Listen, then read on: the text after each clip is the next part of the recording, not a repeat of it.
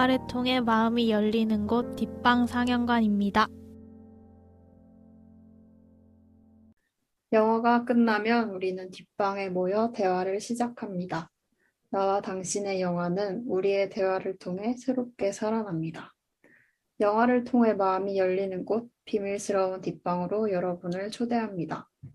와, 와, 와, 안녕하세요. 뒷방상영관의 아토믹. 배, 조랑입니다. 와, 아, 벌써 8월 마지막 영화죠, 저희가. 맞아요. 8월이 마지막. 벌써 끝나고, 여름이 끝나가고, 요새 비가 좀 오더니 좀 쌀쌀해졌더라고요. 긴팔, 긴 바지를 입어도 될 정도로. 언제 이렇게 가을이 됐는지. 뭔가 올여름에 저는 바다를 못 봐가지고, 저도요. 아, 진짜. 그래서 뭔가, 봤지요. 어디서 봤어요? 제주도와 우도 제주도 너무 너무 갔었구나. 좋았어요. 그래서 뭔가 여름을 제대로 즐기지 못한 느낌이 들어서 조금 아쉽네요. 근데 저는 바다는 못 갔는데, 최근에 저번 주인가? 저저번 주인가? 대천 국제음악영화제에 처음으로 가봤어요. 그래서 대천 자체도 아예 처음으로 가봤고, 2박 3일 다녔는데 너무 좋았어요. 정말 작더라고요. 맞아요.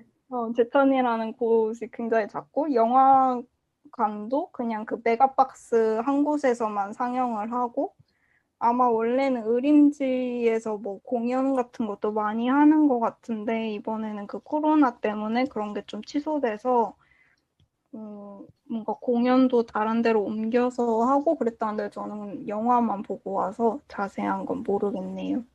근데, 되게 본 영화들이 다 되게 재밌었고, 제가 봤던 거 제목들만 대충 말씀드리면은, 페니 락의 권리라는 어떤 여성 밴드에 대한 다큐, 이것도 엄청 재밌었고, 그리고 뭐 단편집도 봤는데 거기서 기억에 남았던 게 난 공주 이건 취미라는 뮤지컬 단편이었어요. 우리나라 건데. 근데 너무 귀엽고 약간 그 디즈니 공주들이 부를 법한 그런 음악으로 뮤지컬 하는 정말 그런 내용인데, 그런 뮤지컬인데 되게 재밌었고, 뭐 야수의 밤이라는 영화도 봤는데, 그거는 그 헤비메탈 밴드의 엄청난 팬인 두 소년이 있는데, 티켓을 어렵게 구했는데 그거를 그런 약간 건달이라 해야 되나, 그런 애들한테 뺏긴 거예요. 그래서 막 그 공연장에 몰래 들어가려고 막 뭔가 하다가 친구랑 또 사이가 틀어졌다가, 하지만 그 음악으로 다시 화해를 하는 그런 되게, 오, 근데 되게 좋았어요. 그 영화도 재밌었고 되게 재밌는 영화 많이 봤고, 또 약간 좋았던 게, 제가 게스트하우스를 썼는데 거기서 이제 또 혼자 오신 다른 두 분을 만나서 그분들이랑 그냥 테라스에서 맥주 마시면서 막 영화 얘기도 하고 그랬던 게 되게 기억에 남네요. 어쩌다 보니 나이대도 거의 한 살 차이, 뭐 이렇게 다 셋이 나이대도 비슷하고, 뭐 좋아하는 영화 이런 것도 되게 비슷해서 처음 본 사이지만 되게 끊임없이 얘기를 이어나간 게 되게 기억에 많이 남아요. 배는 어떻게 지냈어요? 저는 최근에 졸업을 했어요. 아, 맞아. 아, 축하해. 감사합니다. 진짜. 감사합니다. 되게 아쉬워요, 사실은. 졸업식 때 원래 친구들이랑 만나서 그러니까 사진 찍을 때가 제일 재밌는데, 맞아. 그거를 많이 못 만나니까 그걸 못 해가지고, 근데 그냥 동아리 안에 채식 소모임 친구들이 있어서 그냥 그 친구들이랑 조금씩 모여서 찍고 부모님이랑 찍고 했는데, 그냥 뭔가 많이 졸업 기념으로 얼굴을 보잖아요. 그런 걸 못 해가지고 그게 되게 음, 아쉬워요. 맞아. 그래서 줌으로 파티를 개최할 오, 예정입니다. 진짜. 아니, 원래 저희 음. 동아리가 이제 졸업하는 날 되면 그 졸업 전에도 같이 사진을 학교에서 엄청 와글와글 찍고 졸업 날에도 사진 찍고 그리고 막 뒷부리도 엄청 바글바글하게 하고 그랬었는데 진짜 맞아요. 모이지를 못해가지고 저도 사진 이제 올라온 거 보고서 너무 같이 못 찍은 게 아쉽더라고요.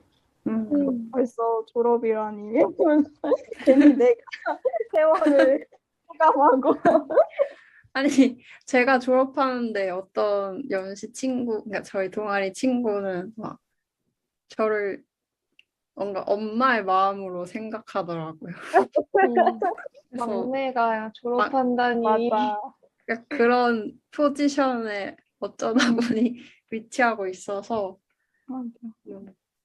그런가 봐요. 그래서 음, 졸업을 하게 되니까 이제는 뭔가 스스로 축하하는 거를 열심히 자리를 꾸려서 만들고 그러니까 자연스럽게 되지 않고 제가 막 사진 찍어줘 막 이런 말을 하고 다니고 그렇게 하는 걸 거의 처음 해봤어요. 그래서 제 성격과 안 맞는? 이런 말은 좀 별론가? 아무튼 제가 보통엔 하지 않을 행동들을 막 해서 축하하는 자리를 만들었는데 저는 그게 너무 새로운 시작이자 뭔가 어떤 과정을 마무리하는 좋은 시도, 좋은 이벤트였다고 생각해요. 그렇게 해서 너무 다행이라고 생각해요.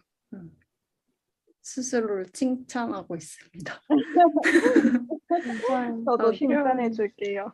음. 그래서 네, 여러 뭔가 의미가 깊은 졸업이었어요. 음. 노랑은 어떻게 지내나요? 노랑이랑 녹음 진짜 오랜만에 해요, 저. 진짜 진짜 엄청 오랜만에.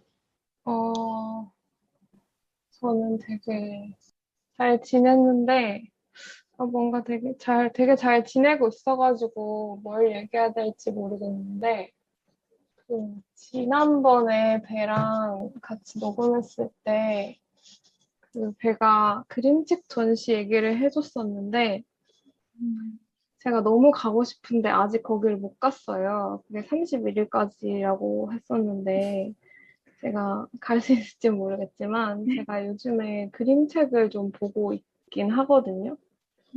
제가 중국어 공부를 해야 돼가지고 중국어 그림책을 보면서 이왕에 뭐 그림책도 읽고 공부도 하자 약간 이런 느낌으로 그래서 찾아보니까 그 구립 도서관에 막 다문화 코너 이렇게 해가지고 되게 다양한 언어의 그림책도 있고 뭐 그냥 책들도 있고 진짜 막 베트남, 라오스, 러시아, 뭐 몽골어도 있었고 진짜 다양하게 있더라고요.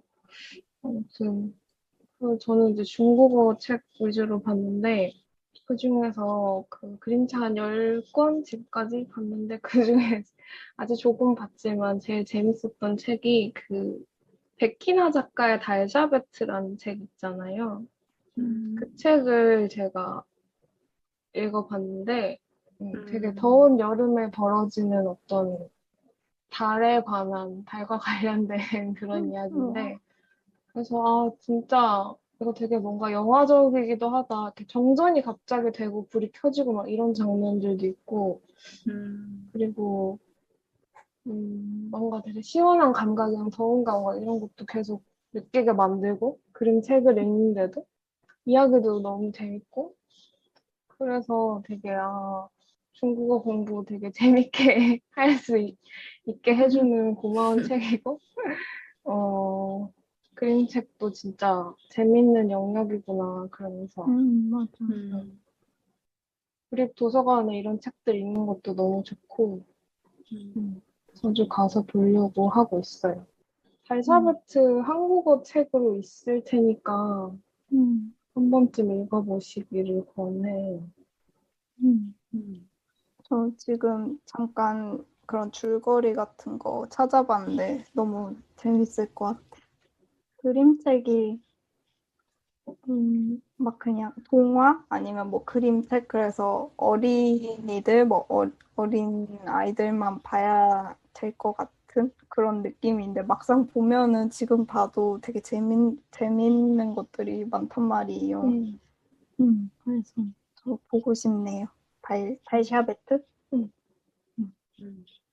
그러면 저희 근황 얘기는 여기까지 하고 영화 얘기하기 전에 잠깐 홍보 타임 할게요. 저희 뒷방상영관에 인스타가 있습니다. 다음 달 상영작을 미리 소개하고 방송에서 미처 전하지 못한 이야기나 좋았던 장면 등을 올리고 있으니 많이 많이 팔로우해 주세요. 그리고 저희는 여러분의 이야기를 굉장히 기다리는 사람들이에요. 그러니까 인스타와 뭐 팟빵의 댓글, 이메일, 그리고 익명으로 메시지를 보내실 수 있는 에스크드도 있으니까 많이 많이 저에게 하고 싶은 말 있을 때 언제든지 보여주시면 감사하겠습니다. 그래서 최근에 댓글이 몇 개 달렸는데 그때 제가 8월 상영작 올렸을 때 돌고래 과자점님이 카조니어 엄청 기다리신다고 댓글을 그때 달아주셨어요. 그래가지고 저는 카조니어를 사실 미란다 줄라이 감독의 다른 작품은 봤었지만 카조니어는 몰랐고 회의할 때 이제 상영작 뭐 할지 회의할 때 처음 알았거든요. 그래서 이거를 보셨고 또 좋아하시는 분이 계시다는 게 약간 신기했어요. 그래서 제가 되게 이 영화 이상하다고 소문이 자자하던데 어떻게 보셨는지 궁금하다고 하니까 되게 이상하고 재밌었던 영화로 기억하고 계시고 꽤나 심취해서 그때 핫케이크를 구워 먹었다고. 와, 와, 그래서 그때 그 댓글 다셨을 때 저는 아직 영화를 안 봐서 핫케이크는 왜 약간 보고 나니까 이랬습니다. 그리고 또 며칠 전에는 팟빵에 돌체라떼 맛님이 되게 긴 댓글을 달아주셨어요. 저희가 전에 배랑 저랑 녹음했던 우리도 사랑일까에 굉장히 좋아하는 영화라고 달아주셨고, 그리고 광복절 연휴 때 스파이의 아내 감독 영화 중 한 편을 봤는데 구로사와 기요시 기요시 감독. 그 감독님 산책하는 침략자. 네, 맞아요.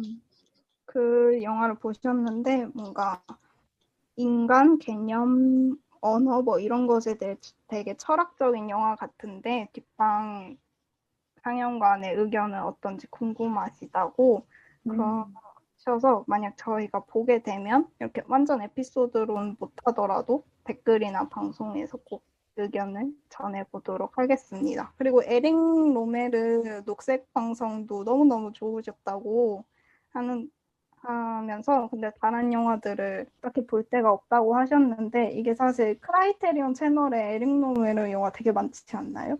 맞아요. 그쵸? 맞아요. 되게 옛날에 만들었던 음. 흑백 영화부터 해서. 크라이테리온은 무슨 VPN인가 그거 경유를 하지 않으면 아이디도 못 만들지 않아요? 저는 따로 방법이 있어서 애플을 통해서 구독할 수 있더라고요. 애플 한국 아이디? 계정? 미국 계정. 미국 미국 계정. 계정을 또 만들어야 되잖아요. 그러니까 어려워. 미국 계정 미국 계정 만드는 거 어렵지 않아요? 어렵지 않아요? 그냥 크라이테리온 채널 저희가 방송에서도 종종 얘기하는데 저는 지금은 안 쓰고 있긴 하지만 진짜 좀 한국 OTT에선 볼 수 없는 영화들이 되게 많거든요. 오늘 한 미란다 줄라이 감독의 영화들도 그렇고 그래서 맞아요. 혹시 관심 있으신 분들은 애플 미국 계정을 만드시고 그걸로 통해서 가입을 하시면 사용하실 수 있습니다. 혹시 모르겠으면 저희한테 물어보세요. 근데 애플을 안 쓰는 사람도 그걸 만들 수 있어요? 네네네. 할 수 있을 거예요. 아이튠즈가 애플 기기를 안 써도 쓸 수 있으니까 애플 뮤직도 그렇죠? 모르겠어요. 아닌가? 솔직히 정확히는 음. 모르겠는데 아이디 음. 자체는 만들 수 있는데 또 그 아이디로 그 크라이테리온 채널을 구독할 수 있는지 모르겠어. 아이폰이 아닌 것에서. 음. 그래서 그거는 음. 확실히 그냥 PC로도 그게 가능한지는 정확히 모르겠네요. 일단 그렇고 네. 홍보하다가 약간 말이 길어졌는데 이제 본격적으로 저희 영화 얘기를 해볼게요. 오늘의 영화는 뒷방상영관 148번째 상영작이고 미란다 줄라이 감독의 카조니어입니다. 네. 미란다 줄라이 감독 영화를 드디어 하게 되네요. 제가 아마 미앤유앤 에브리원을 예전에 보고 되게 좋아서 그냥 뭐 자유코노나 이런 데서 몇 번 얘기를 좀 했었고 특히 음악이 좋았던 그런 영화로 얘기를 했었고 또 저희가 무려 3번이나 다뤘던 마이클 베스 감독님 얘기할 때마다 또 네, 그 맞아요. 할 거예요 아마. 그래서 그 마이클 베스 감독님과 부부이신 분인데 아무튼 되게 흥미로운 영화뿐 아니라 다양한 활동을 하시는 분입니다. 영화로는 장편 영화만 치면은 2005년에 Me and You and Everyone, 2011년에 미래는 고양이처럼, 그리고 2020년에 카조니어 이렇게 3편이 있다고 볼 수 있어요. 네, 보신 영화 있나요? 카조니어 말고? 저는 Me and You and Everyone We Know 약간 맞아요. 플레이. 원제는 We 네, Know. 그쵸. 그거 봤고 또 감독님이 예전에 만드셨던 단편이 있는데 그게 아마추어 리스트라는 단편인데 뭐 비디오 아티스트 한 명이랑 행위 예술하는 아티스트 근데 다 미란다 줄라이 감독님이 연기를 하셨고 저는 그 영화를 보고 내용을 잘 이해할 수 없었어요. 저도.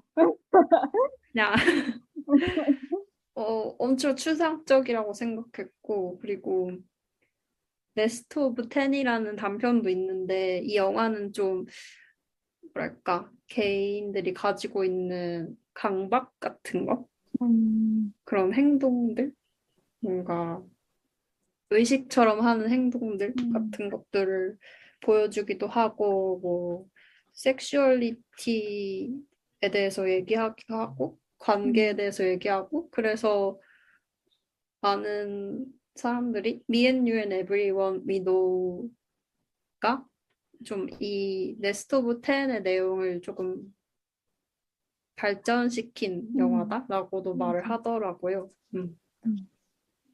그리고 또 썸바디라고 미우미우라는 패션 하우스에서 여성 감독들을 지원을 하는데 그 미우미우의 지원을 받아서 만든 단편 영화가 있어요. 유튜브에서 볼 수 있어요.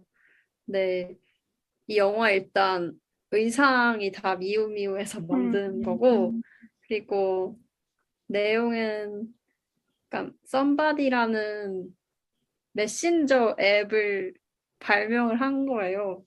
근데 그게 내가 어떤 사람한테 전달하고 싶은 게 있어요. 그러면 그거를 메신저에다 써요.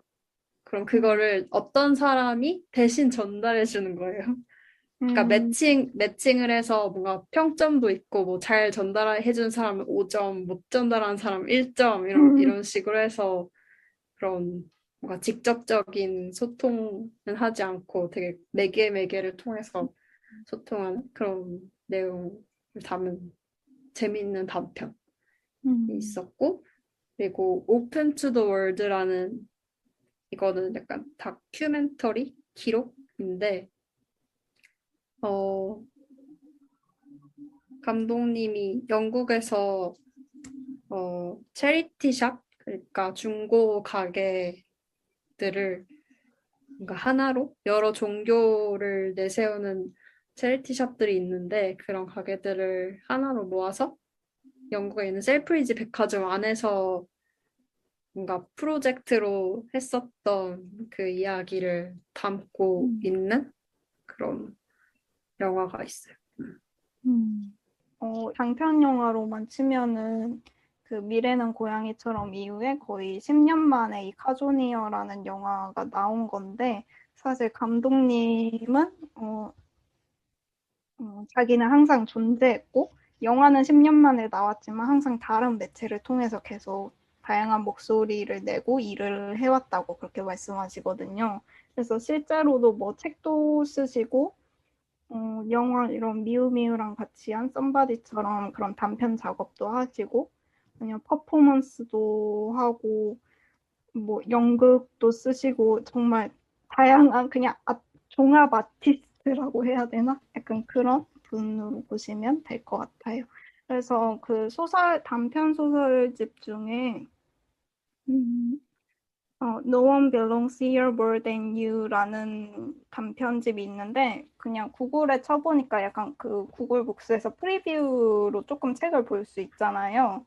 거기에 조금 있어서 단편을 그냥 하나를 엄청 짧길래 읽어봤는데 되게 감독님의 영화랑 비슷한 느낌을 받았어요. 엄청 그냥 현실에 있을 것 같으면서도 좀 현실에서 약간 튀는 좀 이상한 사람인 것 같기도 하고 약간 그런 느낌이 들어서 되게 전체 소설을 한번 읽어보고 싶은 마음이 들더라고요. 되게 흥미로운 분인 것 같아요.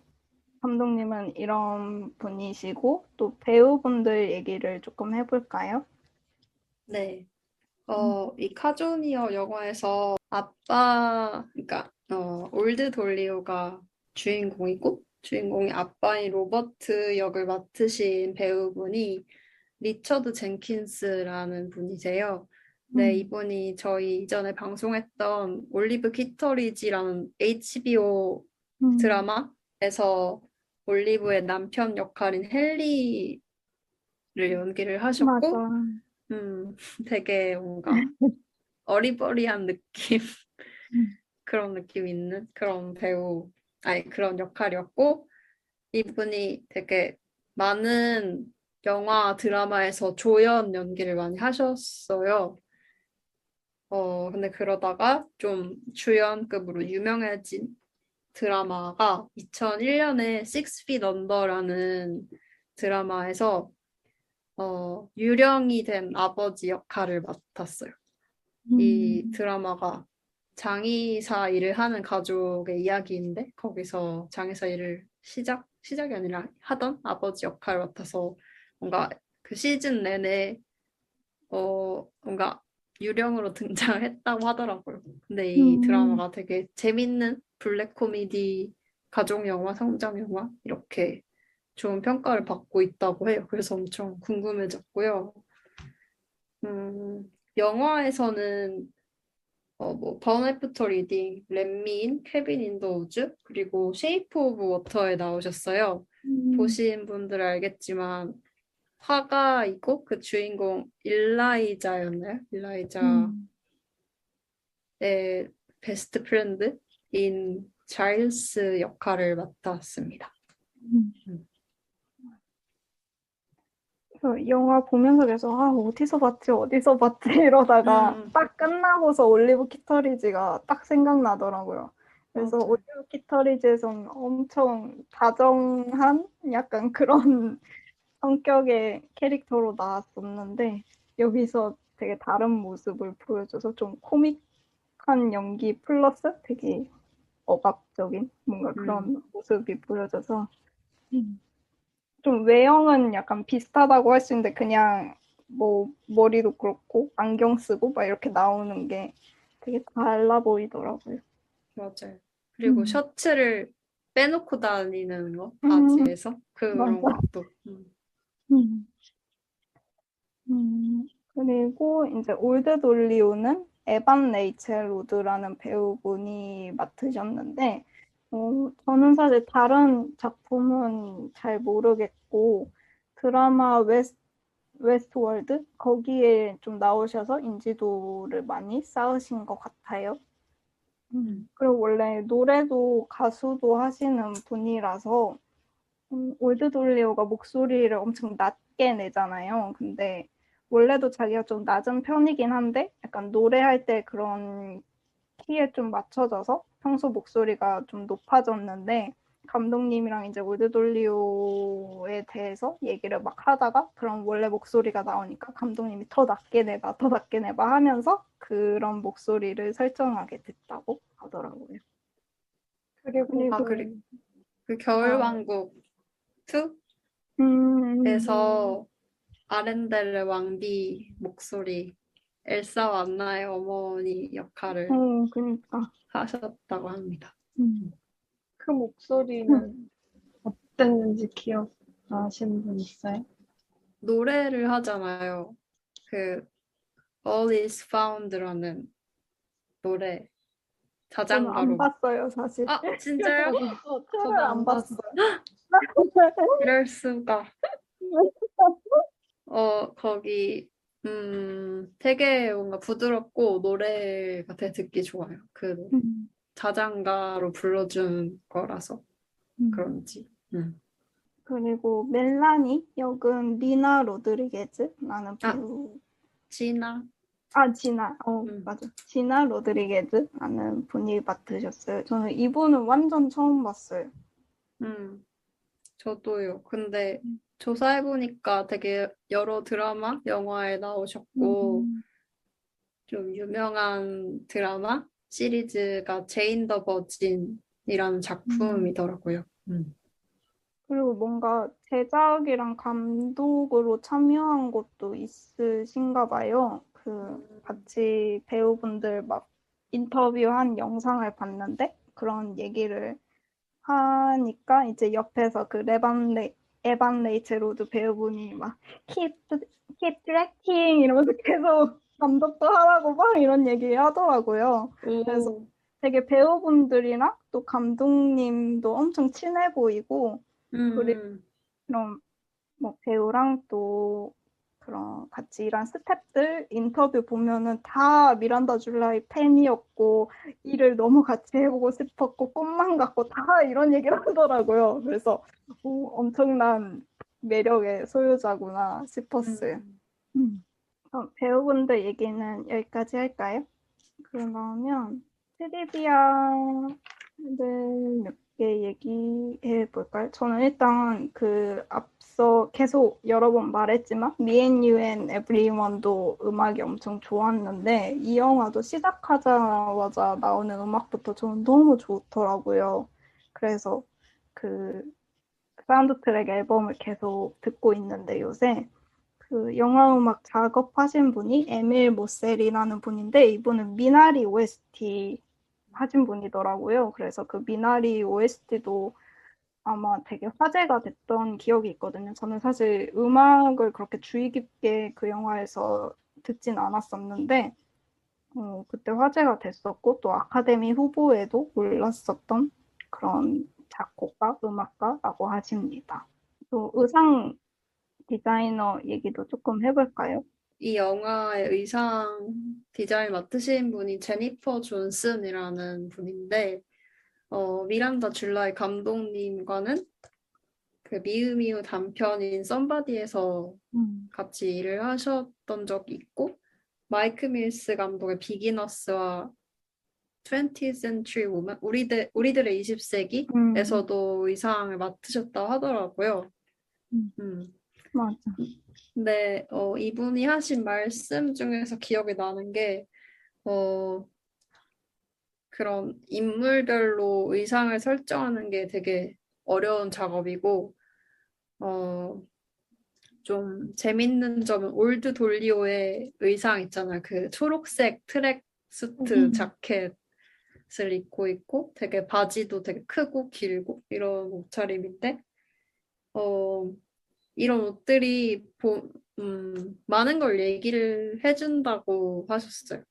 좀 현재 올드 돌리오가 살고 있는 상황? 그러니까 옷을 통해서 나타나는 거는 좀 주어 입은 옷 같고 다른 사람이 입은 옷 같고 뭐 경품을 통해서 얻은 티셔츠 그런 걸 입고 있고 그래서 지금 삶의 형편이 어떤지를 보여준다고도 하고 또 다른 면은 어, 우연하게 현실에서의 어떤 트렌드나 유행과 매치되는 면이 있어서 주인공과 가까워지는 멜라니가 이런 올드 돌리오의 오버사이즈된 그런 스타일을 보고 좀 뭔가 힙합 같기도 하고 발렌시아가 스타일 같기도 하다는 인상을 줬을 거라고 말씀을 하시더라고요. 그래서 이게 영화 자체에서는 사실 드러나지 않아요. 멜라니가 올드 돌리오의 옷차림에서 어떤 생각을 했는지. 근데 프로덕션 단계에서 이런 대화들이 오갔다는 사실이 되게 재미있었던 것 같아요. 그리고 이 배우가 워낙에 근데 몰입표도 잘 소화를 해서 여러 가지 연기를 해야 되는 상황이어서 교복을 입었는데 교복도 잘 어울리고 양복을 입었는데 그것도 엄청 찰떡같이 잘 소화를 하는 거예요. 근데 골드올리어가 엄청 안 꾸미고 그런 스타일인데도 불구하고 좀 자체로 약간 빛나는 그런 게 있었던 건지 그 멜라니가 나중에 너는 되게 금발 헤어를 가졌고 엄청 파란 눈을 가졌어 이렇게 얘기하는 있어서 그래서 저는 사실 그 올드돌리오가 뭐 화장 이런 것도 전혀 안 하고 나와서 그랬는지 엄청 어리게 봤거든요. 이 배우분 실제 나이가 좀 어릴 거라 생각했는데 생각보다 나이가 83년생이셨나? 아무튼 그 정도. 생각보다 나이가 많아서 좀 놀랐어요.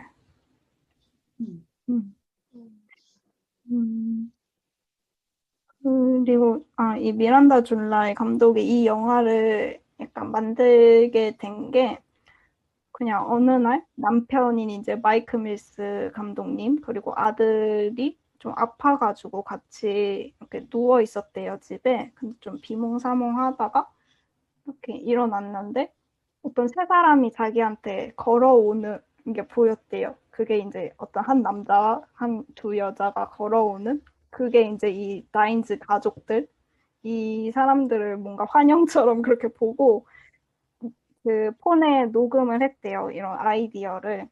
그래가지고 이제 그 사람들을 계속 생각하면서 그럼 이 사람들이 무슨 일을 할까? 다음엔 어떤 일이 생길까? 이러면서 이제 이야기를 만들게 되셨다고 하더라고요. 그래서 사실 그 전작인 미래는 고양이처럼이랑 미앤유 앤 에브리원에서는 둘 다 감독님이 연기를 하시는데 이 영화에서는 감독님이 아예 안 나오잖아요. 근데 이야기를 이제 막 쓰면서 그냥 며칠 지나고서 그냥 갑자기 깨달았대요. 이번에 내 파트가 없고 내가 연기를 하지 않는구나. 약간 그게 문득 생각이 들었는데 그냥 not a big deal 이러면서 그럼 됐지 막 그냥 쓰지 뭐 이러고 썼는데 막 옆에서 배우분들이 자기한테 막 빅딜이라면서 같이 연기하고 싶었다 막 그러더라고요. 그래서 되게 팬팀으로 다들 참여한 그런 느낌을 받았어요. 그래서 되게 재밌는 관계인 것 같아요.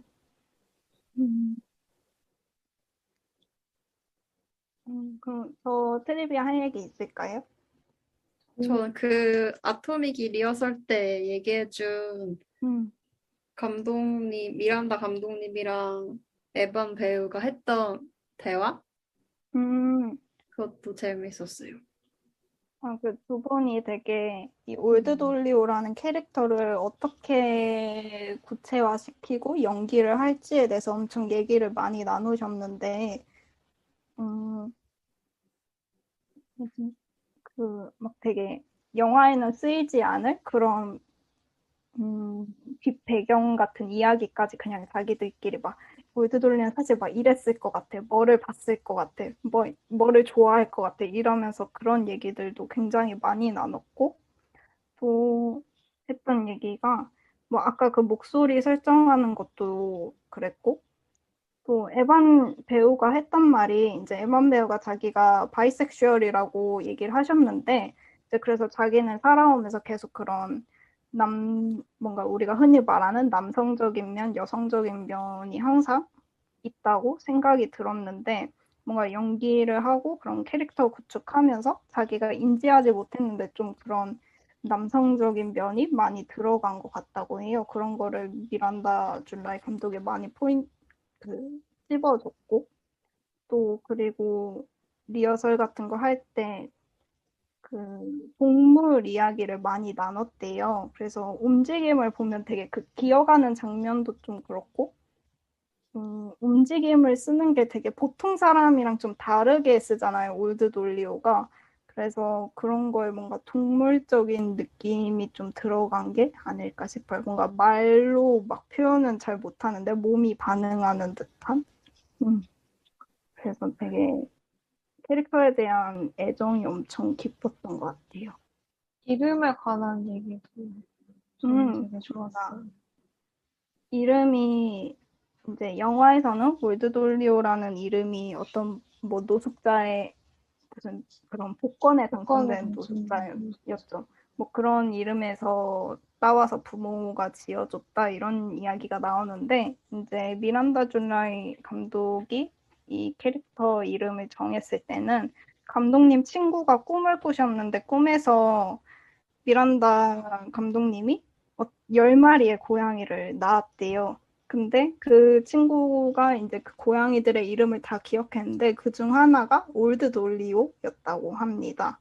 그래서 이제 이 얘기랑 덧붙여서 미란다 줄라이 본인의 이름에 대해서도 얘기를 했는데 그 미란다라는 이름은 감독님 아버지가 지어주셨는데 셰익스피어의 템페스트에 나오는 어떤 마법사의 딸 이름이래요. 근데 자기는 자기 이름이 좋긴 하지만 그 얘기를 듣고 뭔가 아빠가 난 마법사고 넌 그의 딸이야 라는 듯한 뭔가 나르시시스틱한 느낌이 뭔가 들었대요. 그래서 뭔가 그런 생각이 계속 맴돌았고 어떤 원형이 있는데 거기에 나를 옆에 붙여놓은 듯한 느낌이 들었었다고 해요. 그래서 그 올드돌리오가 그런 복권에 당첨된 노숙자 이름에서 따왔다는 설정도 좀 어떤 원형이 있고 뭔가 이 아이 자체에 대한 것보다는 얘가 어떻게 되길 누가 되길 바라는 듯한 그런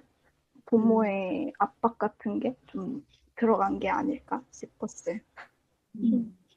이름. 또 올드돌리오라는 이름 자체도 엄청 특이한데 이걸 짓게 된 이 배경도 되게 특이하고 재밌는 것 같아요. 저는 제 이름을 부모님이 지어주신 게 아니라 저희 친할머니의 아버지, 그러니까 증조 할아버지가 지어주셨거든요. 뭔가 기분이 좋네요. 얘기를 들으니까, 그러니까 뭔가 나에 대한 거이긴 한데 뭔가 부모의 바람도 아니고 되게 멀리 떨어진 사람의 뭔가 지은 이름이니까 별로 의지가 들어가지 않은 것 같아서. 저는 평소에 그 이름이라는 게 세상과 연결되는 첫 번째 끈 같은 걸 이어주는 거라고 생각을 하거든요. 사람들이 세상에서 날 불러줘야 내가 대답할 수 있으니까. 근데 그 원형을 두고 굳히는 것 같은 혹은 기대를 담는 것 같은 그러니까 이 영화에서 보면 되게 이상하잖아요. 이 노숙자 이름을 갖다 붙였다는 게. 근데 뭔가 모든 이름에는 어느 정도 그런 측면이 있는 것 같다는 생각도 들었어요. 이 이야기 듣고.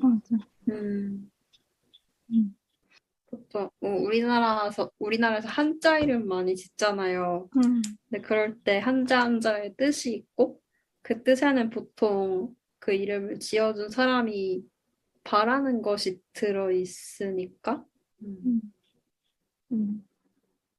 그래서 효도효자 들어가는 이름들 보면서 효도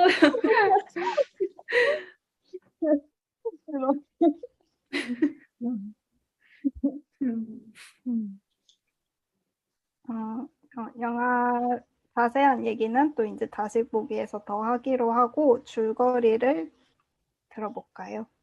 네, 하조니아는 다인 가족의 이야기인데요. 울드 돌리고 다인과 그 부모 테레사, 로버트 이렇게 세 사람이 살아가고 있는데 이들은 절도와 습득 그리고 이벤트 당첨 등으로 생계를 유지하는 조금 특이한 그런 가족인데요. 그래서 이런 생활 중에서 올드 돌리오는 좀 행동대장 같은 역할을 맡고 있어요. 본인이 젊고 하다 보니까 부모가 작전을 짜면은 그걸 수행하는 식으로 많이 활동을 하고, 그리고 이들은 좀 정서적인 교감이 전혀 없고 명령을 내리고 작전을 짜고, 그리고 좀 올드 돌리오가 작전을 잘못 수행하면 질책을 하기도 하고 그런 면들이 보이고요. 그리고 이들은 공장 옆에 딸린 되게 공장스트한 그런 집에서 살고 있는데 정해진 시간에 벽에서 거품이 막 새어나와서 그걸 꼭 치워야만 하고 치우지 않으면 뭐 집이 허물어진다는 뭐 그런 얘기도 있고요. 아무튼 그런데 이들이 살고 있는 이 집에 집세가 밀리게 돼요. 그래서 집세를 구해야 하는 상황에서 비행기 이벤트가 당첨이 돼서 이 세 사람이 뉴욕에 다녀오게 되고요. 사실 이거 되게 짧게 다녀오는데 공항에서 그러니까 짐을 잃어버린 다음에 그걸로 보험금을 타려고 이 작전을 수행하게 되고요. 그렇게 뉴욕에 다녀오는 길에 멜란이라는 그 비행기에서 멜란이라는 외부인을 만나게 되는데 이 멜라니가 이 가족에게 굉장히 흥미를 느끼게 되고 같이 노인들의 집을 좀 털려다니는 그런 일을 하다가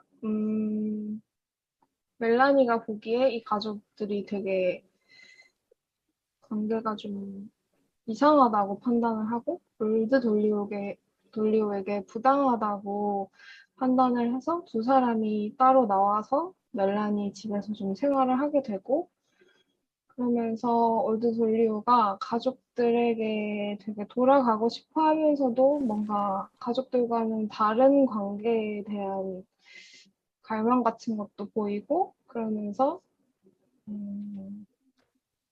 가족들에게 과연 벗어날 수 있을지 뭔가 그런 흥미를 일으키는 그런 이야기입니다.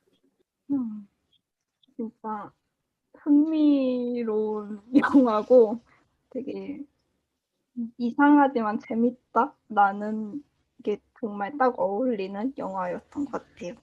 그래서 이제 저희가 좋았던 장면 혹은 대사 등을 다시 짚어보는 다시 보기 코너로 넘어갈 건데요.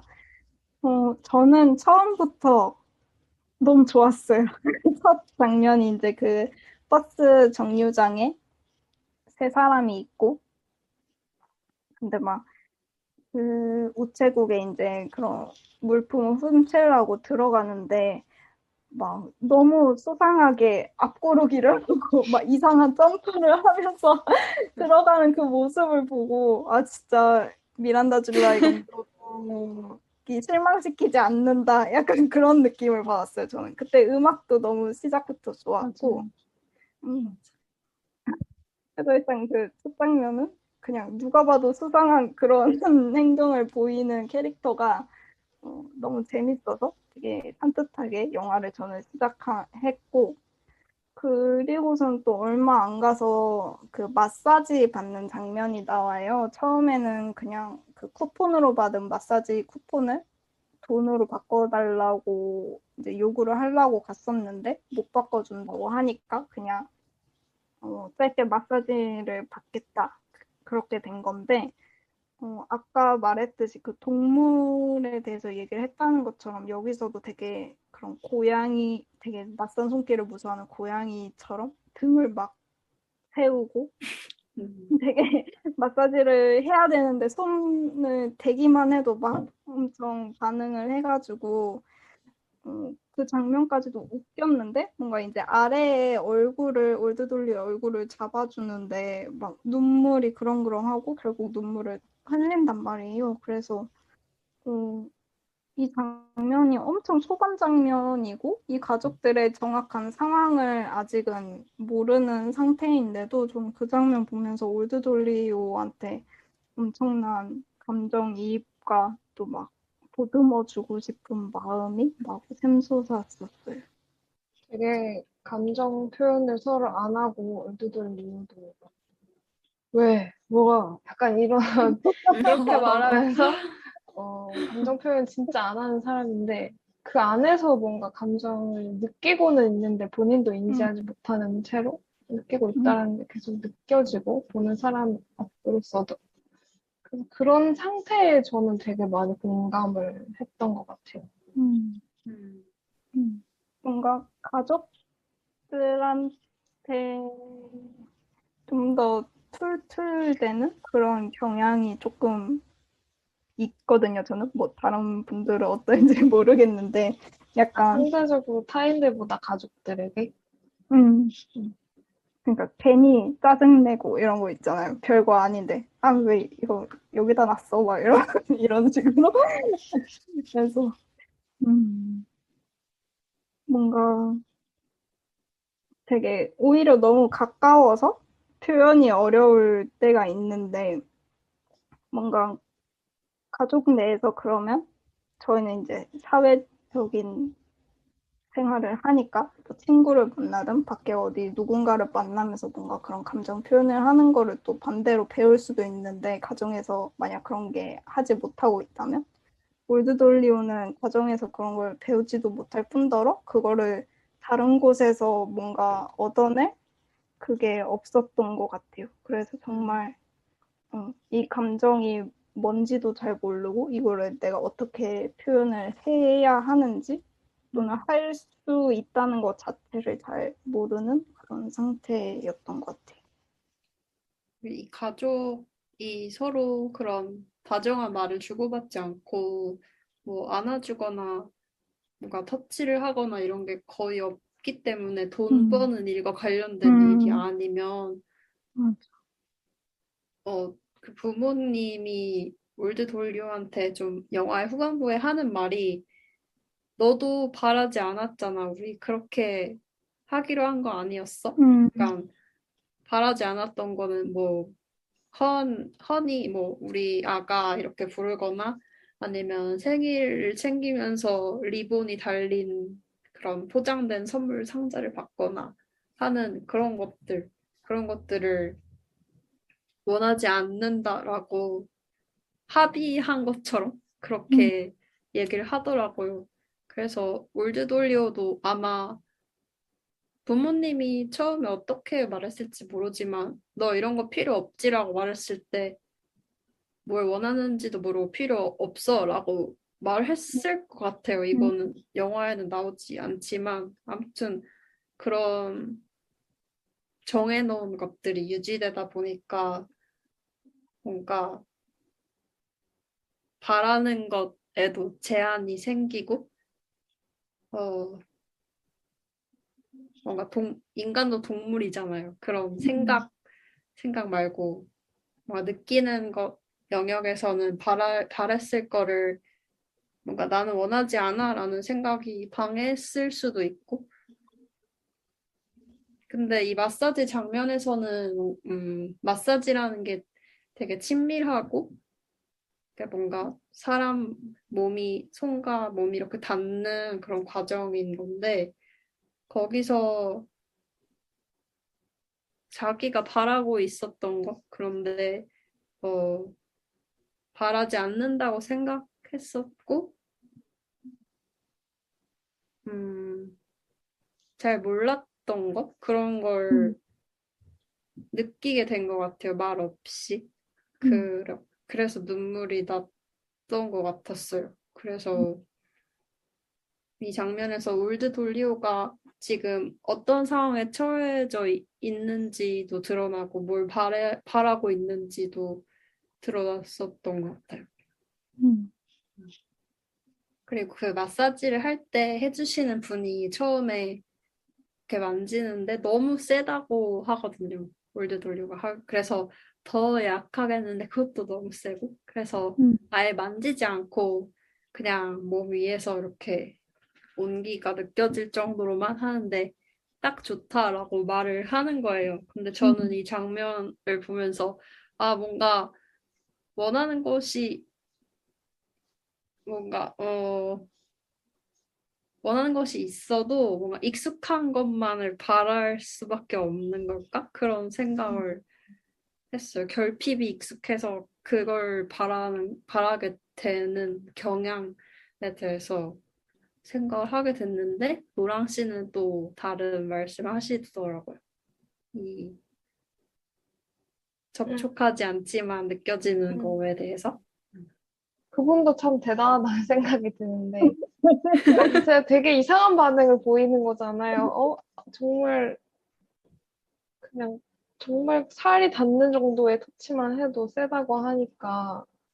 근데도 그냥 공중에서라도 이렇게 돌리오의 몸 위에 손을 올려놓고 계셨단 말이에요. 20분이라고 했으니 20분 동안 한다 그런 느낌이었던 것 같아요. 그게 뭔가 그래도 전달이 되기는 되는 것 같은 느낌이었어요, 저는. 마음이든 뭐든.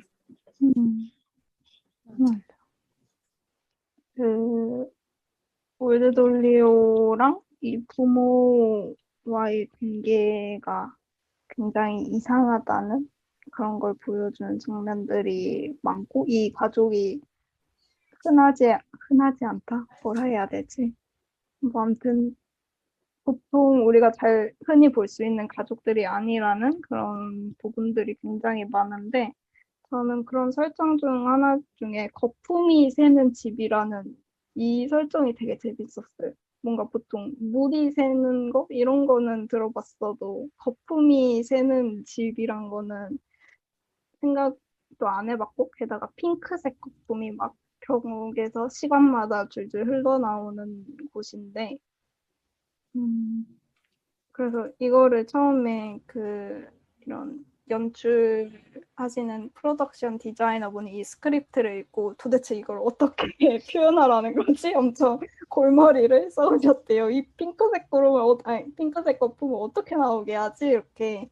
근데 뭐 결국 엄청 표현을 잘 하신 것 같고 되게 팀버튼 같은 느낌을 좀 생각을 하셨다고 하더라고요. 뭔가 현실과 비현실 사이에 있는 현실적이면서 되게 비현실적인 요소들이 자꾸 끼어드는 느낌이 들었는데 저는 이 올드돌리온의 가족들이 살고 있는 사실 집이라기보단 원래는 사무실인데 거기를 엄청 싼 값에 내놨기 때문에 여기를 집처럼 살고 있는 곳인데 이거 보면서 되게 집이란 게 뭘까 생각을 많이 좀 했어요. 약간 이 전체적인 얘기 봤을 때 기생충도 저는 솔직히 생각이 많이 났거든요. 그 나중에 에이브 할아버지네 집에 들어가서 자기들이 거기 사는 가족들인 것처럼 연극하는 장면도 좀 그렇고 뭔가 좀 더 하층민이라고 표현을 해야 될지 그런 사람들의 이야기인데 어쨌든 요새 좀 집에 있는 시간이 다들 아무래도 많잖아요. 이런 코로나 이런 것 때문에.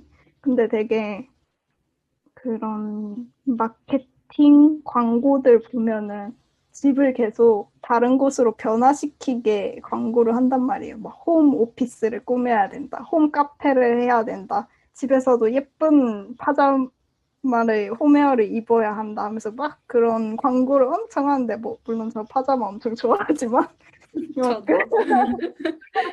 막 그런 광고가 엄청 올라오는 걸 보는데 되게 집이랑 이게 뭘까 너무 저는 자취를 해본 적이 없어서 사실 계속 가족들 그러니까 부모님의 집에 살았기 때문에 그렇게 집에 대한 큰 고민을 안 해봤던 것 같아요.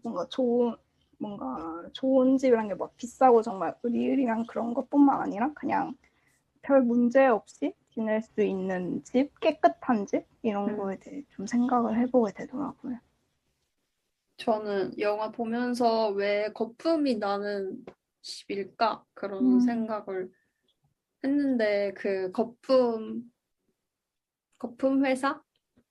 거품 공장 사장님에게 집세를 내잖아요.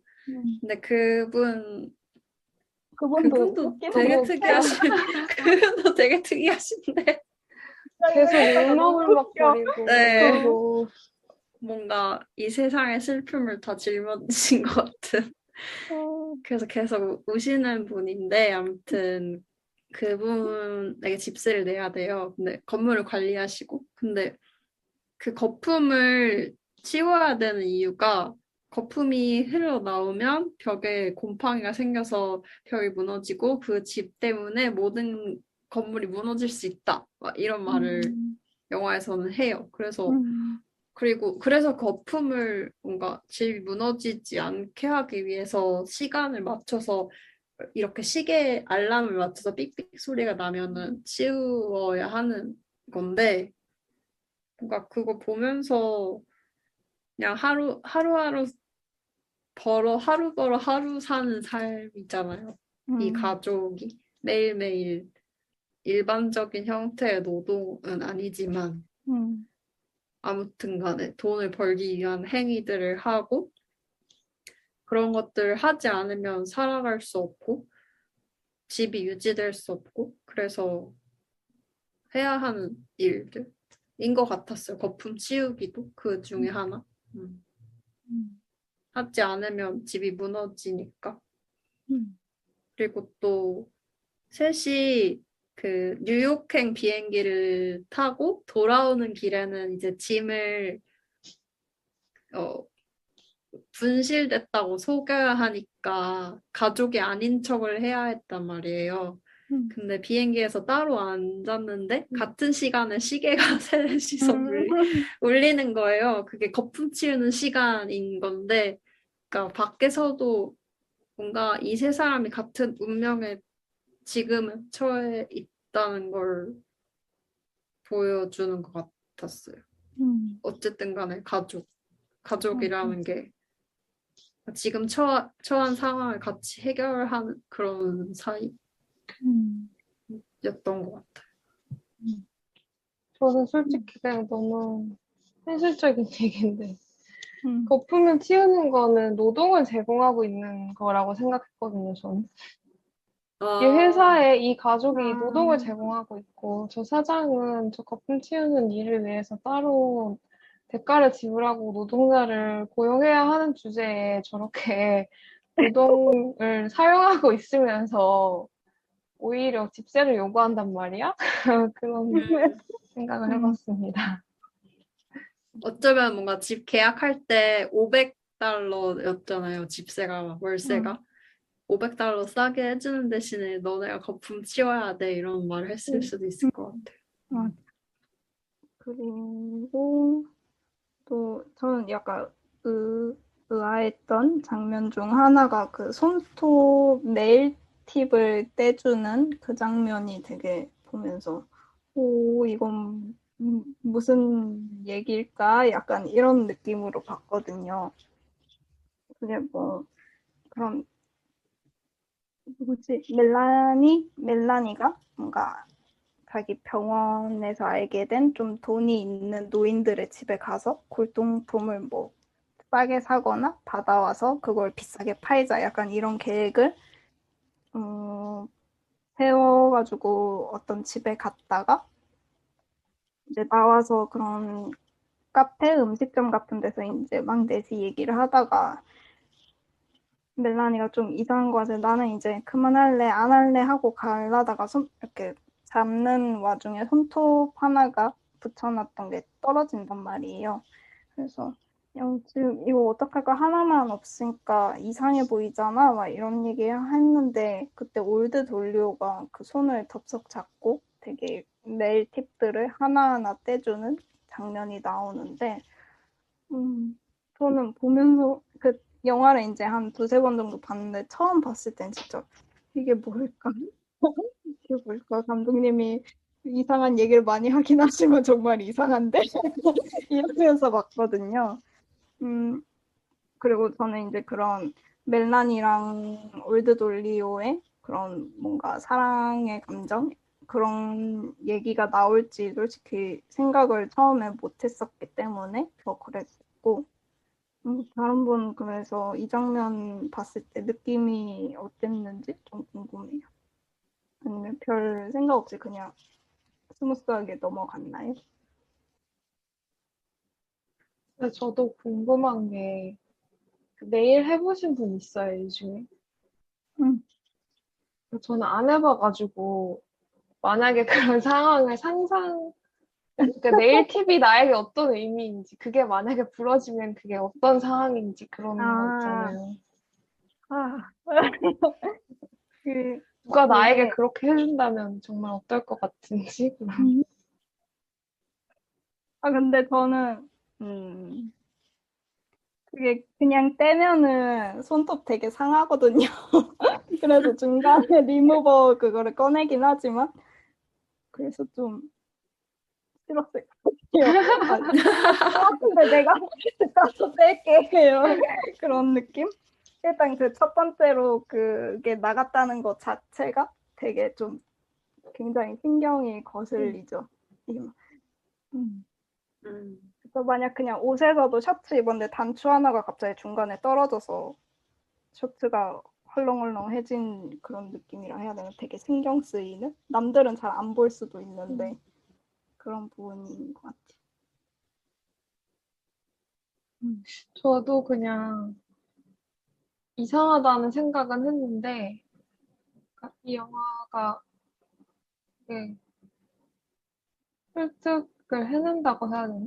그러니까 이게 멜라니의 관점에서 뭔가 되게 반하는 장면이라는 게 확실히 전달이 돼가지고, 아, 이런 특이한 거에서 반하는구나 해서 놀라긴 했지만, 아, 이 두 사람의 로맨스가 시작이 되는 거구나, 이런 느낌이었고, 그리고 그 약간 비슷한 의미의 장면이라고 할 수 있을 것 같은 게, 그 올드 돌리오가 나중에 음악 틀어놓고 춤추는 장면 있잖아요, 멜라니 앞에서. 근데 그 춤도 사실 진짜 뭔가 되게 감각적이고 아름답게 보였는데, 왜냐면 카메라가 정말 그렇게 찍었기 때문에. 근데 좀 희귀한, 좀 특이한 춤이기는 하고. 근데 그거를 저는 멜라니의 시선으로 이렇게 보여준다고 생각했는데 너무 아름답게 바라보는 거예요. 그래서 되게 연출을 이렇게 설득을 잘 해내는구나. 좀 그런 느낌이었어요. 사실 저 그 춤 장면을 정말 좋아하고 일단 그 네일 팁에 대해서 뭔가 생각하고 있는 거는 그러니까 멜란이랑 올드 돌리오랑 사는 삶이 되게 다르잖아요. 그래서 네일 팁이 떨어진다는 것의 의미? 떨어졌을 때 어떻게 해야 되는지 모르는데 근데 그 상황에서 되게 저는 그 하나하나 떼어주는 올드 돌리오의 모습을 보면서 되게 빛도 엄청 예쁘게 찍었고 엄청 섬세하고 그 네일 팁에 발려져 있는 끈적끈적한 풀 같은 게 이렇게 천천히 떨어지는 게 보이고 그런 걸 보면서 엄청 섬세하구나. 섬세한 면. 되게 퉁명스러운 행동을 하고 그런 퉁명스러운 말을 하는 사람이었지만 이런 섬세한 사람이구나. 이런 걸 좀 봤던 것 같아요. 그 장면에서. 다른 세계에 사는 사람 두 명이 만났지만 뭔가 정말 예상하지 못했던 그 네일 팁 떼어주는 행동을 통해서 서로에 대해 알게 되는 것들이 생기는 것 같았어요. 그래서 저 올드 돌리오는 항상 약간 부모가 시키는 것만 좀 하는 것로 보였는데 그리고 그 마사지 장면처럼 뭔가 사람과 살이 닿는다는 거에 엄청 예민하고 이 장면에서 손을 덥석 잡고 자기가 뭔가 먼저 행동한 거에 대해서 되게 놀랐던 것 같아요. 음.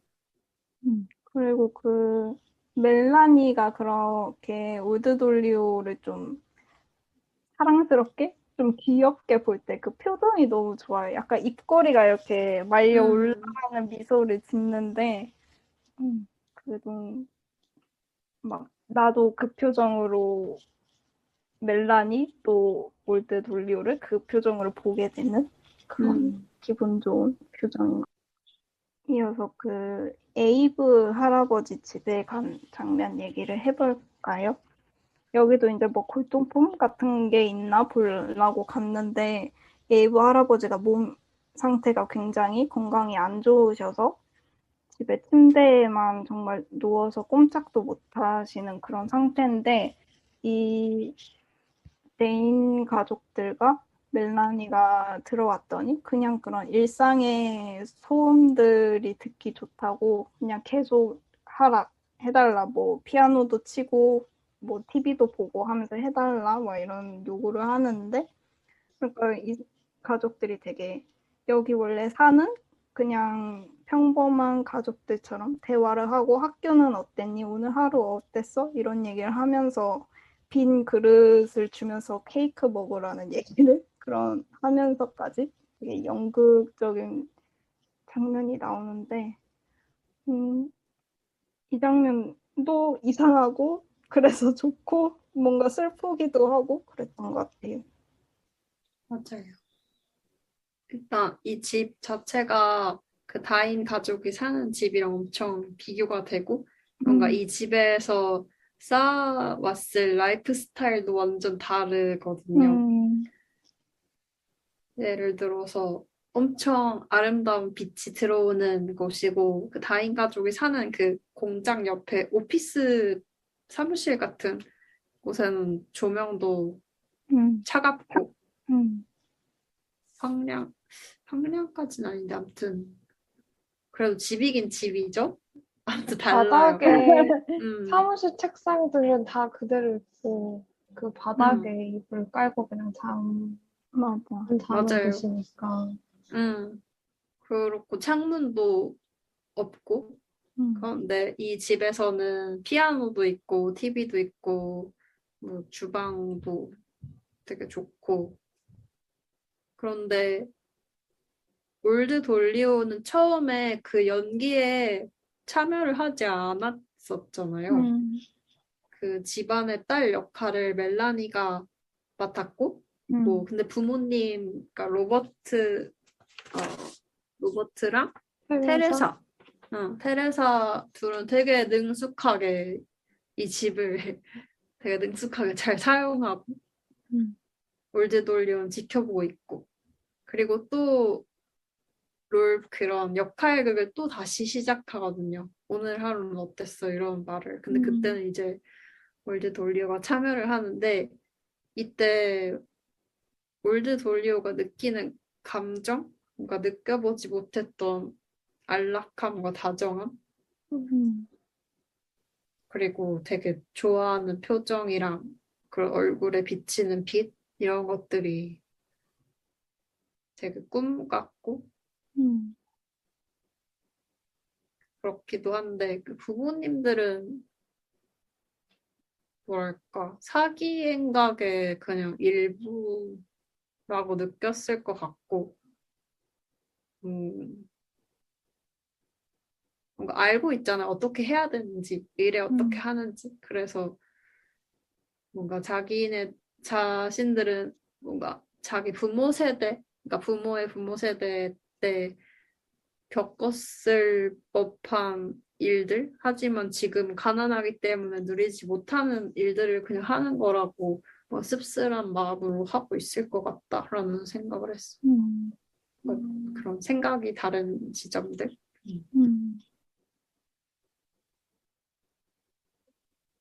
저는 완전히 올드돌리오에게 감정이입을 하고 부모들이 어떻게 생각을 했을지는 정말 전혀 생각해보지 않았었고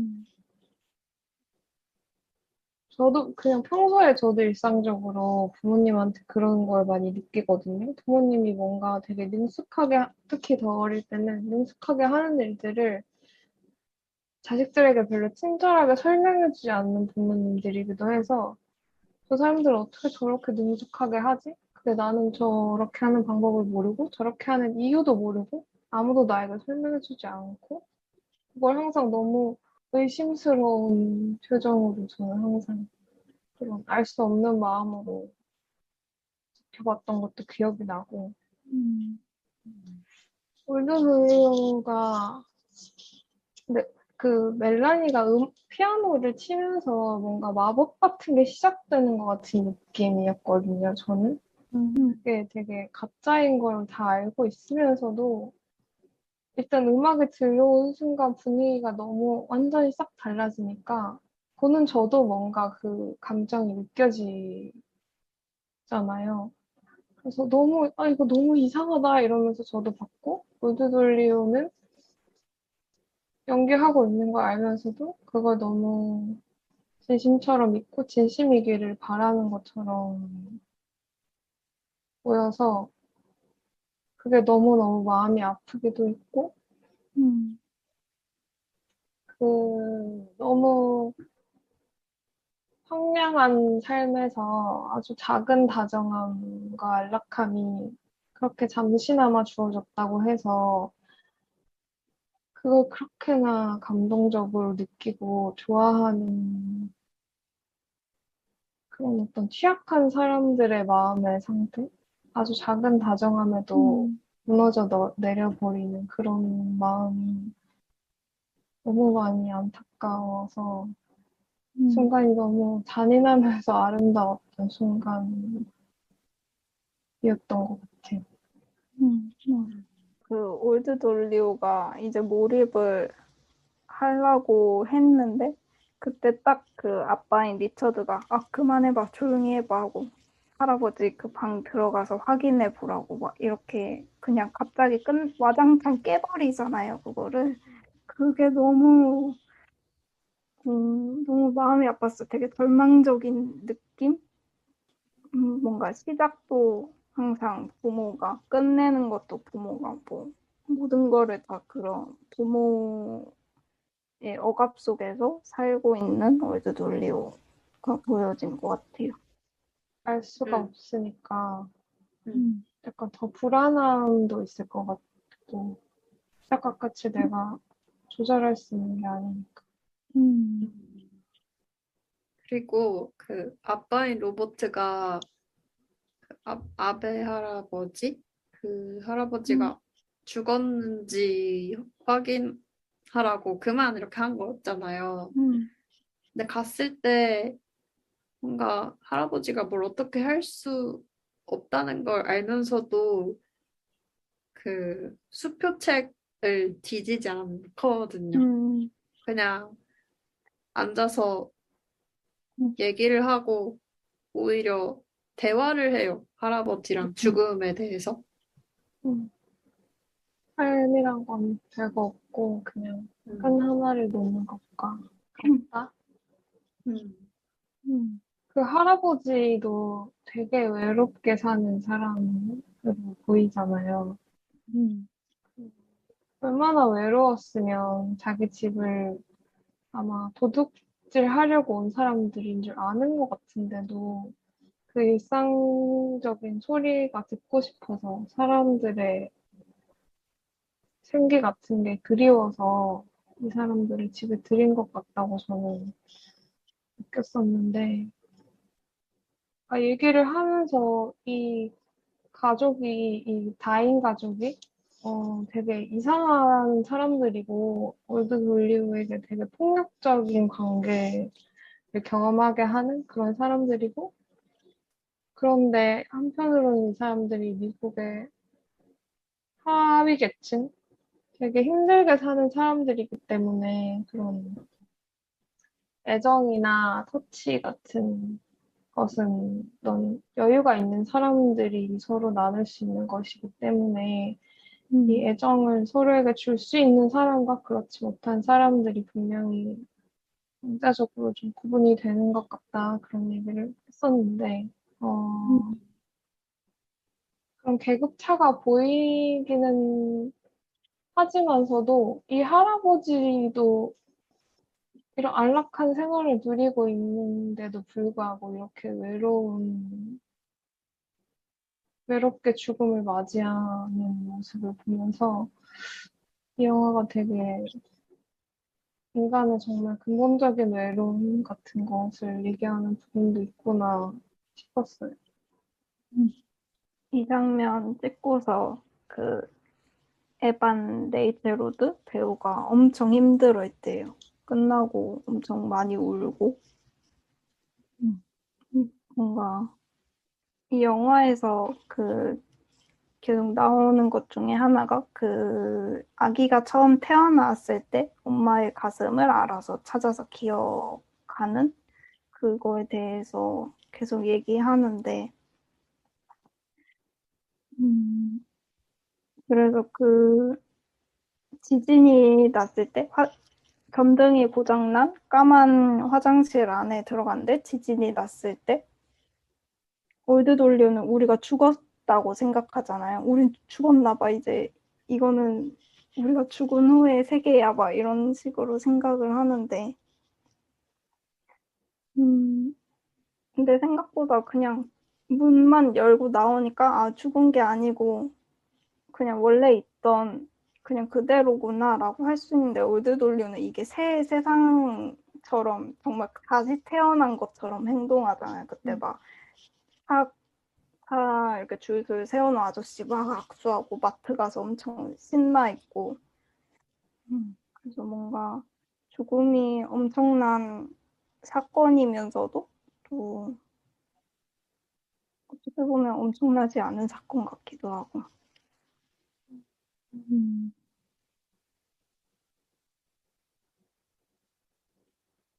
저는 그 할아버지한테 올드돌리오가 한 말이 되게 슬펐어요. 그러니까 뭔가 삶에서 무언가를 바라는 게 익숙하지 않은 사람이 할 법한 말 같아서. 그러니까 할아버지는 그러니까 쉽게 돌아가시지 않았잖아요. 그러니까 눈을 오랫도록 감고 있었지만 다시 떴고, 그리고 그 상황에서 이 집을 지켜달라고 아이들이 보험을 들어놨으니까 그런 걸 바라고 있고 그런 게 있는데, 근데 올드돌리오는 죽는 거 쉽지? 이런 생각을 하는 것 같아서. 그리고 그 주유소 장면에서도 올드돌리오가 죽었다고 생각하고 죽음에 대해서 멜란이랑 이야기를 나누잖아요. 그러니까 올드돌리오가 보기에 멜란이는 너무 잘 살고 있는 것 같으니까 너는 뭐 행복한 삶을 살았으니까 하지만 나는 별로 미련도 가진 게 없어. 미련도 없었다. 가진 것도 없고 그렇게 말하는. 근데 저는 그게 음. 마음으로는 그러지 않을 거라고. 그냥 어디서 좋은 말을 저렇게 하네 싶었거든요, 저는.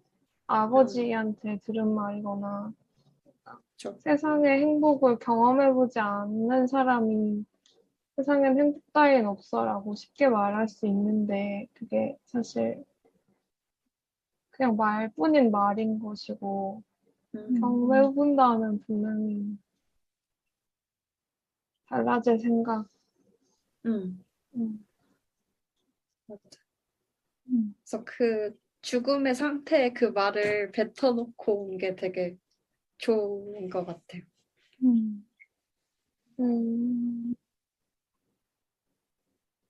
다시 태어났을 때, 그러니까 그냥 그 화장실 밖으로 나왔을 때는 그 말을 다시 가지고 나오지 않는 것처럼.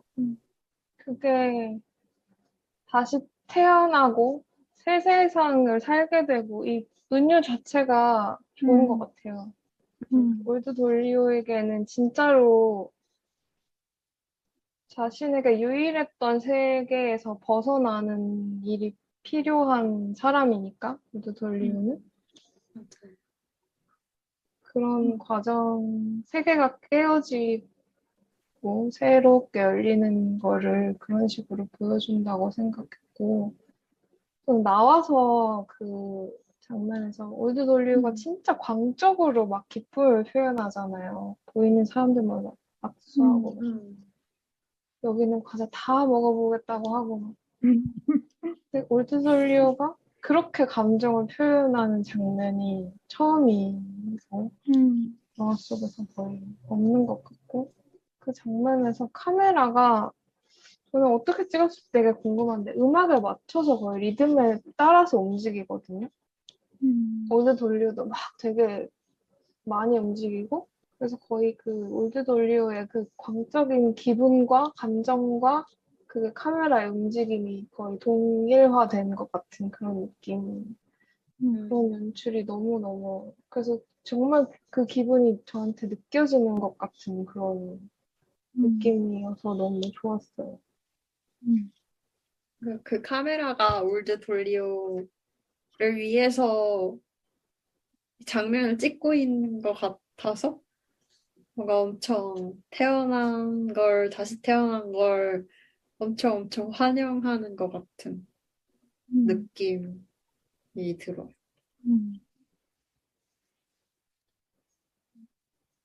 그래서 저는 그 처음에 그 포지티브 페런팅 수업 가서 그 브레스트 크롤이라는 거를 알게 되고 그 얘기가 계속 나오는 걸 보고서는 그냥 올드 돌리오와 엄마 테레사의 그 유대감에 대해서 얘기를 하려고만 하나? 그 얘기만 한다고 생각을 했었는데 이제 나중에 이 화장실 지진 장면을 보고서 이렇게 다시 태어나는 걸 말하는 게 좀 더 컸구나 그런 느낌이 들었어요. 뭔가 굳이 정말 엄마가 아니더라도 뭔가 그런 안정과 유대를 줄 수 있는 존재를 찾아가는 아니면 뭐 진짜 사람이 아니더라도 내가 그런 거를 찾을 수 있는 곳으로 향하는 여정에 대한 이야기를 하는 것 같더라고요. 그런 뭔가 자기가 받고 싶은 것, 주고 싶은 것, 그런 뭔가 나누고 싶은 거를 찾을 수 있고 배울 수 있다는 걸 얘기하고 있는 것 같았어요. 그래서 그 포지티브 페어런팅에서 올드 돌리오가 거기서 그 상담 선생님한테 자기 얘기가 아닌 것처럼 얘기를 하는데 내 선생님이 머리가 아주 길고 예쁘다고 하면서 그러니까 머리카락을 만져줘요. 근데 그런 터치를 뭔가 거의 처음 느껴보는 것 같았고 나중에 멜라니랑 같이 뭔가 서로의 감정을 확인하고 올드 돌리오가 멜라니의 머리카락을 선생님이 만져주던 것처럼 만져주더라고요. 그래서 그걸 보면서 뭔가 이런 거 받지 못했었지만 뭔가 새로운 삶이 시작될 수 있고 이 새로운 삶에서 배울 수 있어. 뭔가 달라질 수 있어. 그런 것들을 보여주는 것 같았어요. 그리고 진짜 약간 재밌었던 장면 중에 또 하나가 생각이 나는 게 그 포지티브 페어런팅에서 올드 돌리오 나무 조각을 받아와서 그거를 엄마한테 이거 받아왔는데 줄까? 했더니 엄마가 하는 말이 어떤 남자가 그런 나무 조각을 줬다는 것은 너 때문에 지금 성적으로 흥분해 있다. 약간 나무처럼 그렇게 얘기하는 거다라고 말을 했었는데 나중에 그 부모님과 멜라니 그 올드 돌리오가 식사하는 장면에서 올드 돌리오가 멜라니한테 엄청 조그만 이쑤시개를 주거든요. 근데 그걸 엄마가 보고 약간 엄청 당황하고 그래서 그런 것도 보면서 뭔가 부모님이 해줬던 말들 음, 를 전복시키는 행동이라고 생각했어요. 전복인가요? 저는 전복? 그러니까 제가 느낀 바로는 그냥 그런 걸 농담으로 소비한다는 것 자체가 그러니까 당신의 말에 크게 영향받지 않고 있다라는 말인 것 같았어요. 전복 뭔가 다른 좋은 말이 지금 떠오르지 않아서 네. 그 감독님이 인터뷰에서 얘기를 자주 한 것 중에 이 가족에 대해서 그 이런 뭐 꼭 가족이 아니더라도 뭔가 부당하고 이상하다고 느껴지는 게 있으면 그 사람을 굳이 내가 진짜 죽을 듯이 노력해서 막 바꾸려 하지 말고 그냥 뛰쳐나와서 너가 하고 싶은 거 해라. 너만의 새로운 현실 그런 세상을 만들어라. 약간 그런 이야기를 했다고 많이 얘기하시더라고요. 그래서 그거를 듣고 보니까 뭔가 새로 태어난다는 것, 그리고, 음, 그리고 그 가족들을 연출할 때 되게, 갑옷이란 표현 같은 걸 많이 쓰더라고요. 방어막, 갑옷, 이런 거를. 그래서 그런 머리카락도 이렇게 얼굴을 좀 가리듯이 엄청 길게 늘어뜨리고, 그 트랙수트도 그렇고, 그 집이라고 하는 그 사무실도 창문 하나 없이 완전 그런 요새처럼 폐쇄된 공간 이런 게 다 엄청 그 사람들을 가두고 있는 요소로 쓰였는데 그래서 그 월드 돌리오가 결국 그거를 뭔가 부모님들이 나한테 헌이라 불러주면서 이렇게 바뀌는 것만 기대하지 않고 그거를 버리고 나왔다는 게 되게 좋았던 것 같아요. 근데 이 영화는 되게 현실적으로 그게 한 번에 정말 쉽게 되지 않는 일이라는 거 맞아. 보여주잖아요. 첫 번째로는 그 보험금이 올드돌리오 이름 앞으로 와서 그 우편물을 받아보는 순간 아까 우리 얘기했을 때 우리 다 같이 비슷한 생각을 했던 것 같은데 그 돈 들고 제발 도망가라고 생각을 진짜 제발 맞아. 어디 뭐 버스라도 타고 어디로든 가 진짜 그런 맞아. 생각. 근데 올드돌리오는 그 잠시 아주 약간의 따뜻함을 경험했던 그 상담 선생님한테 잠시 갔다가 다시 또 돌아와서 나한테 헌이라고 불러주면 이 돈 다 주겠다고. 근데 그걸 불러주지를 않고. 그리고 이제 멜라니가 내가 그거 불러줄 테니까 그 돈 나 달라고 하면서 자기 집으로 데리고 가는데 그 집에서도 가족들이 자신을 찾고 있기를 바라는 것 같은 모습을 보이죠.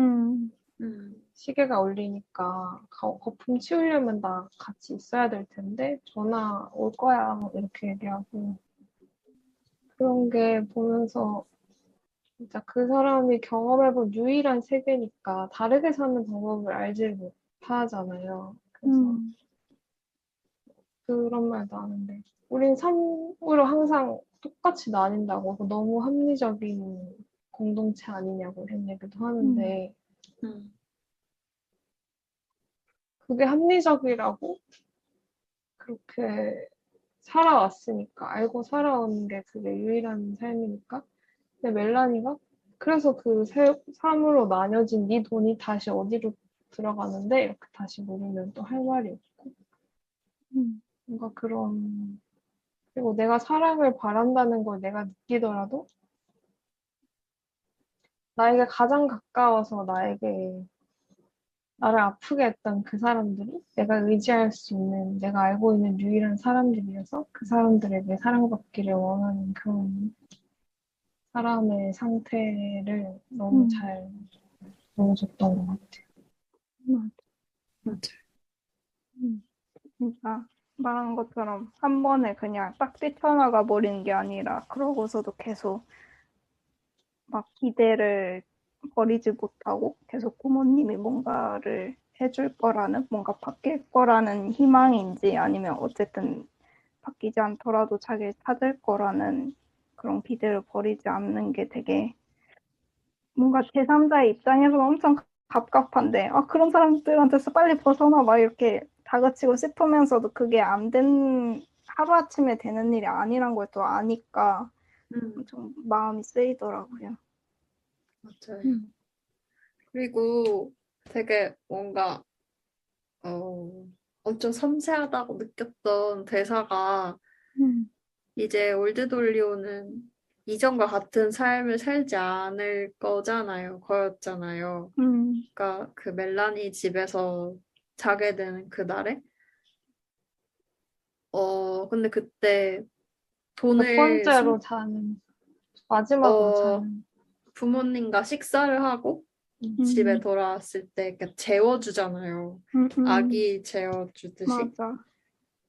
그리고 부모님이 돌아가시고 난 뒤에 그 1575달러를 숨겨놨던 벽장 같은 곳에서 그 안에 돈이 다 있으면 좋은 거다라고 진심인 거 아니냐고. 진심이 뭐 여태까지 못 해준 거 미안하다 하고 헌 이렇게 불렀는데 근데 사실 그때도 엄마는 헌이라고 안 했어요. 아빠가 했지. 아무튼 그런 것들이 다 진심일 거다라고 했고 만약에 525달러 3분의 1이 있으면 현상 유지. 지금 똑같은 거야. 이렇게 얘기를 하는데 돈이 있었어요. 그래서 엄청 기뻐하면서 잠들고 근데 다음 날에 보니까 그 침실 밖에 있는 모든 물건들 그러니까 일부를 제외한 575달러 어치의 물건을 제외한 모든 것들이 사라져 있었고 진짜. 그거를 그 반품을 하면서 알게 되죠. 이게 575달러 어치였다는 것을. 그래서 확인하고 기뻐했던 게 이전과 같다라는 사실이었잖아요. 그러니까 부모와의 관계가. 근데 그게 사실은 엄청 중요했을 것 같은 거예요. 올드 돌리오한테. 왜냐면 그런 말조차 없으면 그러니까 사기를 위해서 행동했던 그 친절함은 일단 뭐 거짓이고 근데 여태까지 살아왔던 그런 과정들이 있잖아요. 그래도 3인 3명에서 살았던 그 공동체 뭔가 그 안에서의 최소한의 유대감 그런 것마저도 없는 것처럼 돼버릴까 봐 걱정했었을 것 같아요. 그걸 확인하지 못했었더라면 엄청 뭔가 다시 새로운 삶을 시작하기도 어려울 만큼 좌절했을 것 같다는 생각이 들었어요. 저는 그 아침에 이 사람들이 결국 모든 것을 다 털어갔다는 사실을 발견했을 때, 물론 그 3분의 1만큼을 남겨놓긴 했지만, 그게 되게 허탈하고 어이가 없는 웃음이 나오면서도 엄청 시원했거든요, 마음이. 그러니까 뭔가 되게 걱정하던 일이 계속 안 일어나고 있으면 계속 걱정하게 되는데, 실제로 일어나 버리면, 진짜 별거 아니었네, 이러면서 시원해지고, 걱정할 필요 없고, 나 하고 싶은 대로 하면 되는구나, 약간, 그럴 때가 있는데,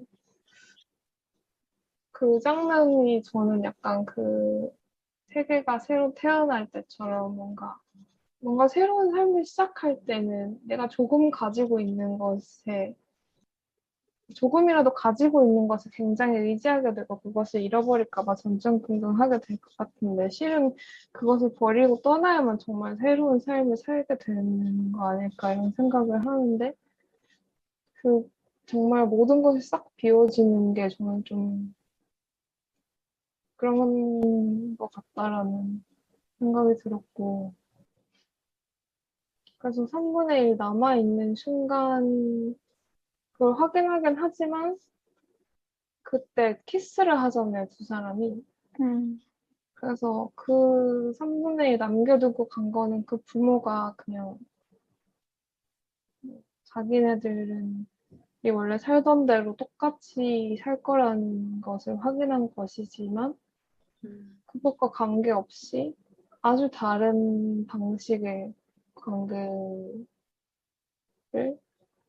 그런 행위를 하는 거니까 새로운 삶의 행위 같은 것을 그것을 배경으로 한다는 게 저는 아주 긍정적인 의미로 결말을 맺는구나 이렇게 이해했었어요.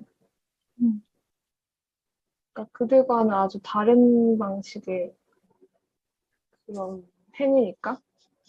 저는 진짜 그 생일 선물, 몰아서 받는 생일 선물, 그리고 식당에서의 그런 장면들, 막 울먹이는 올드 돌리 얼굴이랑, 그런 다음에 집이 딱 털린 다음날, 근데 또 환불받고, 둘이 입을 맞추면서 끝나는 엔딩까지 이 흐름이 너무 재밌었어요. 그냥 완전 빨려 들어가서 이 얘기가 어떻게 되는 거지 하면서도 엄청 스무스하게 되게 지나가서 이 흐름이 너무 좋았고, 그리고 이 생일 선물을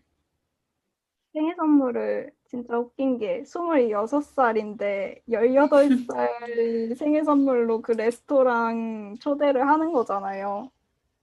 심지어 나 26살인데? 하는 그 대사가 되게 웃겼는데, 일단 보면서 든 생각이 뭔가 이 18살이라는 게 이제 미국 나이로 치면 어떻게 보면 성인이 되는 그런 나이인 거잖아요. 그래서 뭔가 엄청 애처럼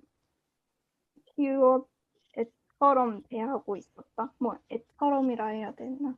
그러니까 하나의 온전한 인간이 아니라 뭔가 자기들한테 엄청 종속되어 있고 자기들이 뭔가 좀 더 영향력을 행사할 수 있는 존재로 보고 있었다는 그런 느낌도 들더라고요. 뭔가 그 한 살부터 17살까지의 선물만 준 게. 그리고 정말 악질이다라는 생각도 들었어요. 돈에 맞췄구나라는 생각만 했는데 아, 나도 돈이 먼저일 것 같긴 한데 약간 그런 의미가 있을 것 같아요. 저는 그냥 18살 이후부터는 우리의 소관이 아니니까 그런 생각 들었어요. 또 해보고 싶은 장면 있나? 얘기하고 싶은 장면? 아, 저는 그 춤추는 장면 얘기하고 싶어요.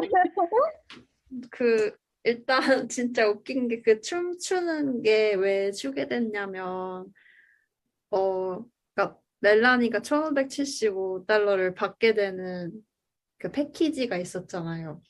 그러니까 허언이라고 불러주기, 뭐 팬케이크 먹기 이런 거. 근데 그 중에 춤추기가 있었어요. 왜냐면 올드 돌리오가 살면서 춤을 한 번도 안 춰본 것 같으니까. 그러니까 네, 그래서 춤추기가 있었는데 일단 그 춤추기 음악이 전화 연결음이에요. 왜냐면 전화를 안 받기 때문에 어떤 뭐 기관인 것 같은데.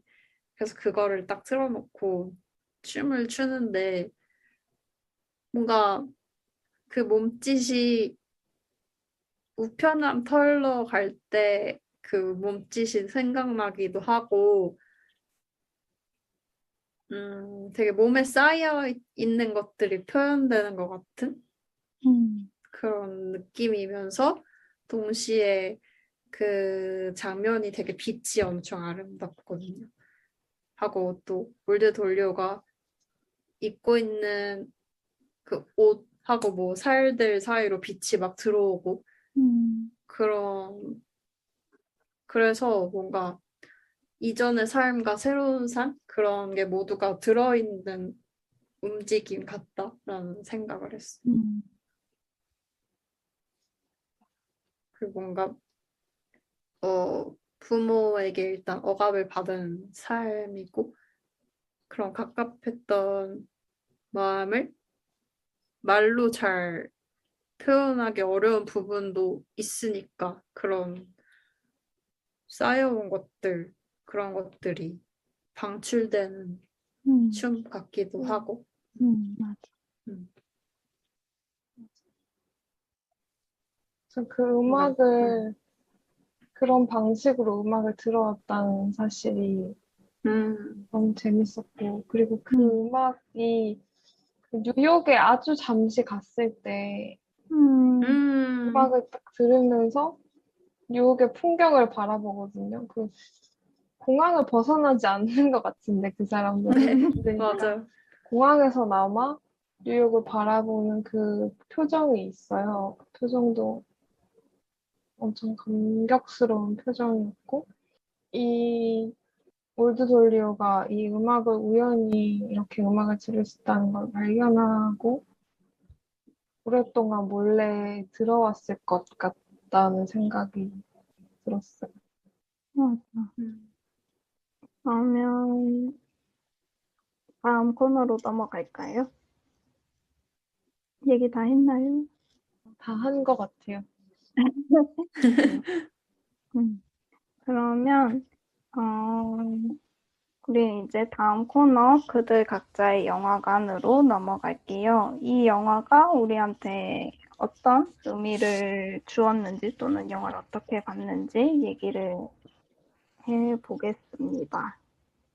저는 개인적으로 그 처음 봤을 때는 일단 이상하고 재밌다가 제일 먼저였는데 그러고 나서 영화를 더 보고 몇 번 더 보고 또 막 이제 이거 준비하면서 여러 가지 생각을 할수록 되게 마음이 아픈 영화라는 생각이 많이 들더라고요. 근데 또 그걸 또 재밌게 볼 수 있게 만들었다는 것도 그 감독님의 되게 그게 매력인 것 같고 미란다 줄라이 감독의 그래서 너무 좋았고 그 제가 감독님 인터뷰 중에 엄청 좋았던 말이 있어요. 감독님이 어떤 말을 했냐면 그 이제 인터뷰 하시는 분이 질문한 것 중에 그게 제목에 U가 들어가는 제목이 많대요. 뭐 감독님이 쓰신 영화나 그런 책 제목 같은 거에. 그래서 뭔가 그런 성중 관객을 되게 염두에 두고 작업을 하는 것 같다 이런 질문을 했는데 그 미란다 줄라이 감독님이 하신 말이 자기는 이거를 뭔가 그냥 단순히 보여주는 사람이 아니라 그 당신 그러니까 보는 사람과 함께 있고 싶다 이런 말을 하면서 그냥 단순히 세계를 만드는 게 아니라 당신이 꾸는 꿈을 나도 같이 꾸고 싶다 이런 표현을 하셨어요. 그러면서 덧붙이신 말이 그 밤에 이제 들기 전에 남편인 마이클 밀스 감독님한테 우리 같은 꿈을 꾸자 이렇게 얘기를 하신대요. 그게 너무 이 부분은 정말 어떻게 지낼까 되게 궁금하고 그러면서도 이 묘하게 그 엄청 현실적으로 볼 때도 있으면서도 엄청 꿈 같은 느낌이 드는 이 감독님의 영화들이 되게 좀 이해가 된다고 해야 될까? 그런 말이어서 너무 인상 깊었습니다.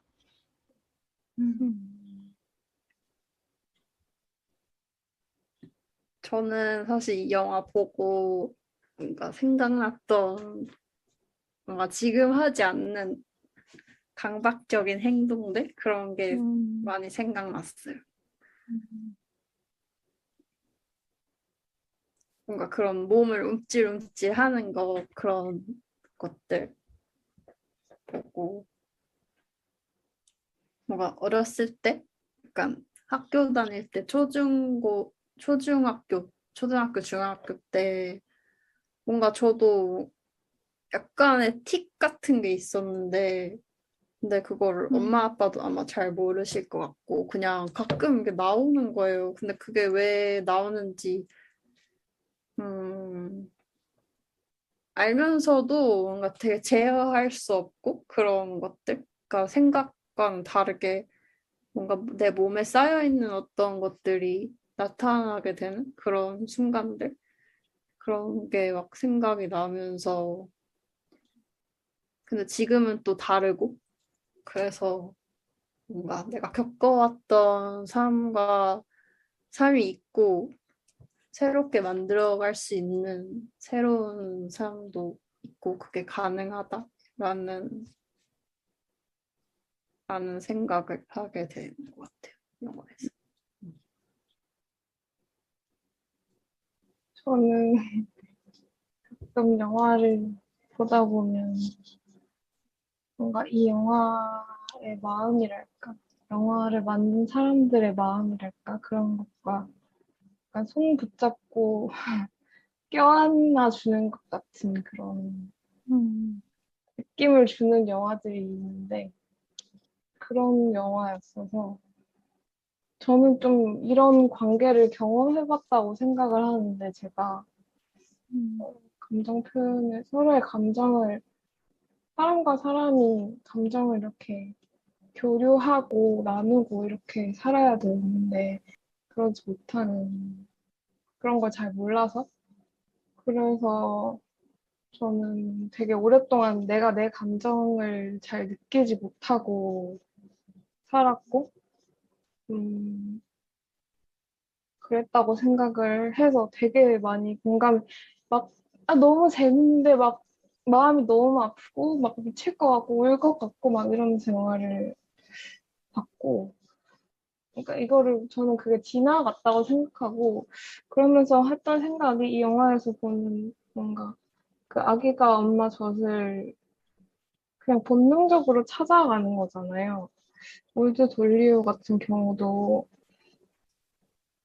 뭔가 약간의 좋은 것을 경험했을 때 그게 나한테 좋은 건지 딱 알고 그게 뭔지 정확하게 모르지만 찾아가는 거? 나한테 필요한 게 뭔지 알아서 그걸 원하게 되고 그런 게 사람한테 있고 그런 게 사랑이 그런 방식으로 사람에게 있다는 생각을 하는데 누가 막 태어나서 가르쳐 주지 않아도 사랑이라는 게 자기한테 필요한 건 줄 알아서 그걸 경험하게 되면 좋은 줄 알고 뭔가 그런 인간이 그런 존재라는 게 너무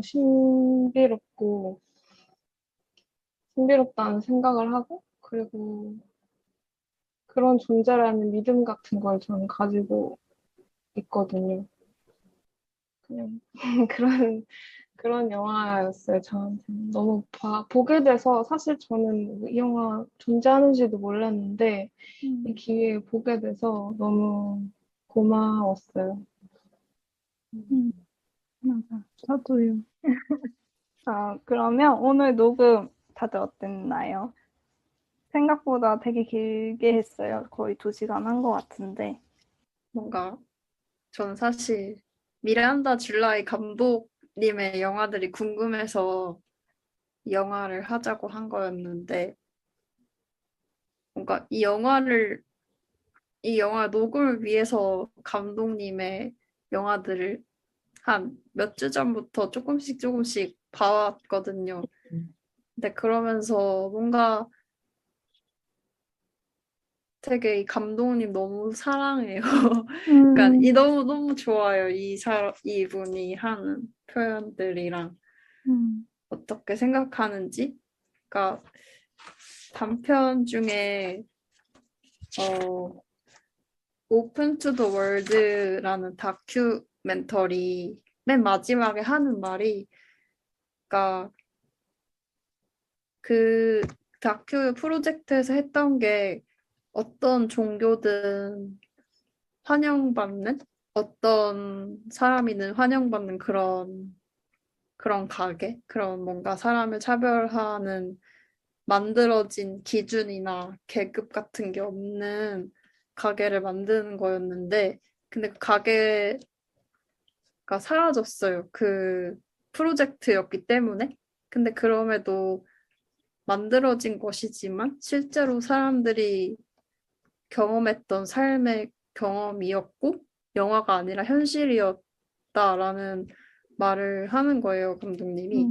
그래서 영화 만드는 거랑 비슷하게 뭔가 이런 프로젝트, 그러니까 그런 일들 만들고 경험하게 하고 그게 뭔가 세상을 조금씩 바꾸고 현실이 되는 그런 일들, 그런 작업들을 하고 계신 것 같아서 뭔가 아까 아토믹이 말씀하신 것처럼 뭔가 영화 만든 걸 보여주기만 하는 게 아니라 관객을 초대하고 초대한다기보다는 같이 만들어 나가는 세계를 뭔가 꿈꾸는 그런 세계관이 느껴져서 너무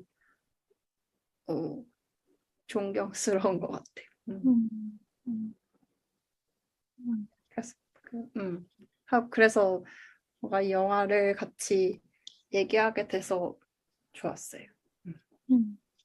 전 사실 우리 리허설도 한 1시간쯤 했었는데 하면서 이게 준이기는 하지만 뭔가 그래도 마음을 나누고 있다라는 느낌이 들어서 되게 좋았는데 그거 녹음을 못해서 좀 아쉽고 그런 대화들 할 때 저는 너무 좋아하는데 오늘도 그랬던 것 같아서 좋았습니다.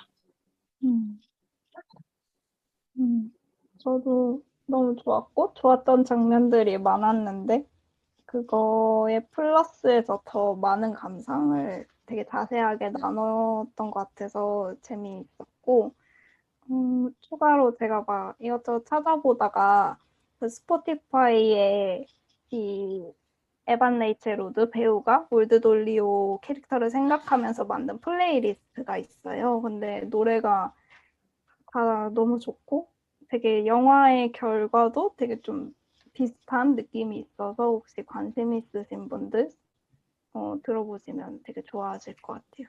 저는 이거 들으려고 스포티파이를 가입을 부랴부랴 했는데 무료만 이제 딴 플랫폼을 쓰기 때문에 무료 기간만 좀 써보려고 합니다.